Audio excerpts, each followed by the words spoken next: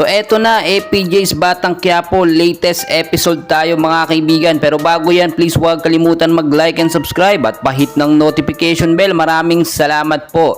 Agad ngang tinipon ni Divina ang grupo ni Tanggol para sa kanilang magiging negosyo. Eto namang si Marites ay inamin at kinausap na etong si Tinding patungkol sa tunay na katotohanan patungkol kay David. Kaya naman si David ay nagtanong nga po dito kay Ramon kung bakit nito gustong makausap etong si Marites. Nagalit itong si Ramon at sinabi bakit at anong pakialam mo sa aking mga gagawing mga desisyon. Samantalang eto namang si Olga ay isa sa katuparan na ang kanyang planong patayin at saksakin eto ngang si Marites sa lugar ng Quiapo. Kaya naman nakita nyo ang kanyang pagpupursige. Ihinahahanda niya ang kanyang kutsilyo para nga isa katuparan ang kanyang maitim na bala kay Marites. Nakita natin nangyari na ang hindi inaasahan, sinaksak itong si Olga, itong si Marites sa harap ng maraming tao at kitang kita natin ang mga nangyari.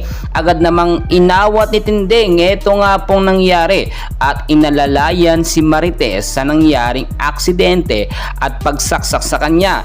Ito namang si Tanggol ay ipinakita na ni Boss Divina ang ginto at totoo at hindi peking ginto para sa kanilang magiging negosyo na panloloko at pagbebenta ng ginto sa mga tao. Ayon nga kay Tanggol ay ayaw nila manloko ng mga tao. Baka kasi ito ay kapahamak nila. Kaya naman sinadya si Tanggol na wag na lang ituloy ang negosyo sa pagbebenta ng peking ginto. Pinabulaan na naman yan nito nga pong si Boss Divina na hindi mapapahamak ang mga ordinaryong tao bagkos aalala at susuportahan siya nila ni Boss Divina. Ito ang ginto na nagpapatunay na talagang totoo at peke ay hindi mahahalata sa kanilang negosyo.